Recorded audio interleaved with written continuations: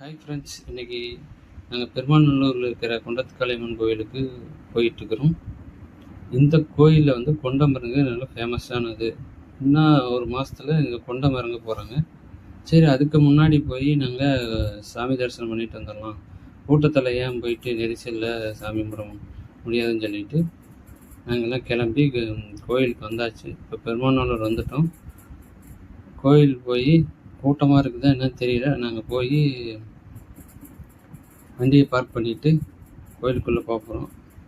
கூட்டம் கம்மியாக தான் இருக்குது. ஏன்னா இங்கே எப்பவுமே வந்து கூட்டம் கொண்ட டைமில் பயங்கர கூட்டமாக இருக்கும். இந்த தடம் பூராமே கடைகளாக இருக்கும். பூரா இந்த சைடு வந்து ட்ரம்ஸ் அடிச்சிட்டு இருப்பாங்க.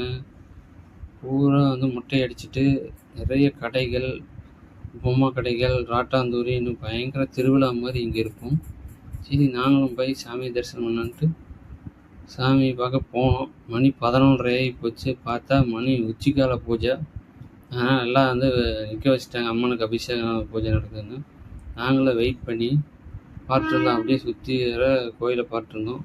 சரி, கொஞ்சம் நேரத்துலேயே வந்து பூஜை முடிஞ்சது. எல்லாத்தையும் உள்ளே அனுமதிக்க ஆரம்பிச்சிட்டாங்க.